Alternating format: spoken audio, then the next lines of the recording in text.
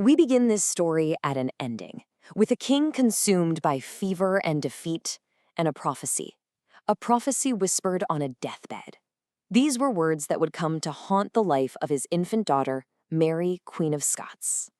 You know, some moments in history, they're just too heavy to be delivered quickly. It's like they carry a weight that can bend time itself. And the news of a kingdom's collapse, well, that is definitely one of those moments. So picture this. We're at Falkland Palace. It's the deep winter of 1542, and the King of Scotland, James V, he's dying. But this isn't just a fever. His sickness runs much deeper. It's a malady of the soul, brought on by a series of events that were just completely devastating.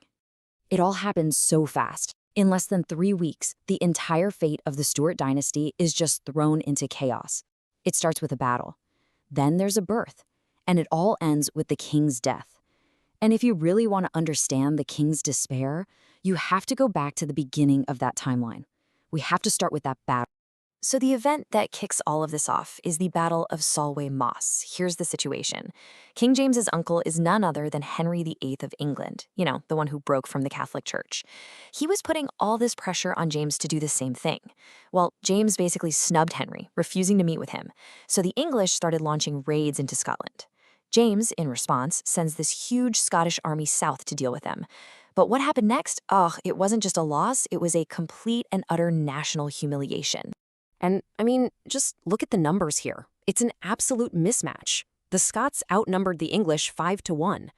On paper, this should have been a straightforward victory, no question. But as historical sources tell us, the Scottish army was, it was a mess. It was plagued by these deep divisions. You had nobles just flat out refusing to obey the commander the king had appointed. So it was an army crippled by a total lack of cohesion. And here's where it gets really strange. Think about the nature of this disaster. You've got nearly 20,000 men clashing on a battlefield, right? And yet, fewer than 24 Scots were actually killed in combat. 20. So, what on earth happened? Well, the answer is right here. Over 1,200 Scottish soldiers, including a lot of earls and lords, were taken prisoner. See, this wasn't a fight to the death, not even close. It was a chaotic, panicked collapse of morale. The army just disintegrated. It fell apart. This was a psychological defeat, and for the king, hearing about it, that news would prove fatal. So the news of this total collapse makes its way from the battlefield straight to the king's sickbed. And you have to understand, for James, who was actually nearby but not at the battle, this was just the final blow. It was the last straw in a whole series of personal and political crises. Just try to imagine all of this pressure converging on one man.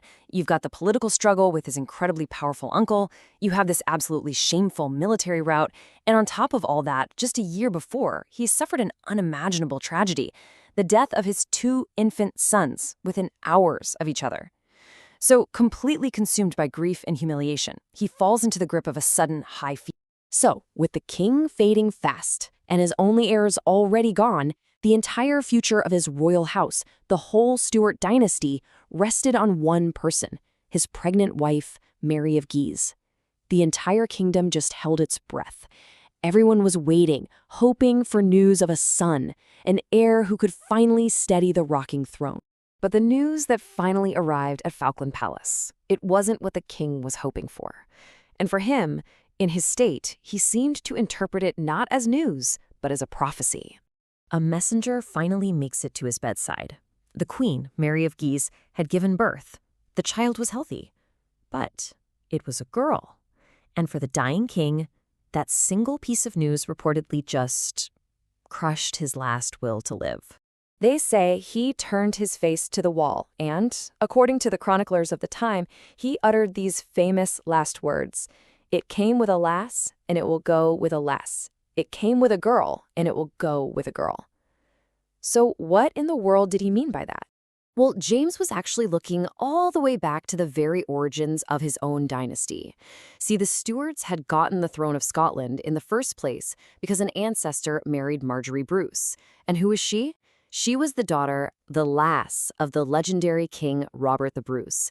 So in his fevered, despairing mind, James believed that just as the crown had come to his family through a woman, it was now going to be lost through one, his own newborn daughter. And just 6 days after Mary was born, Her father was dead. The prophecy had been spoken. And so, the tragic, the tumultuous, the legendary reign of Mary, Queen of Scots had already begun. It was like a circle of history was closing and at the very same moment opening once more.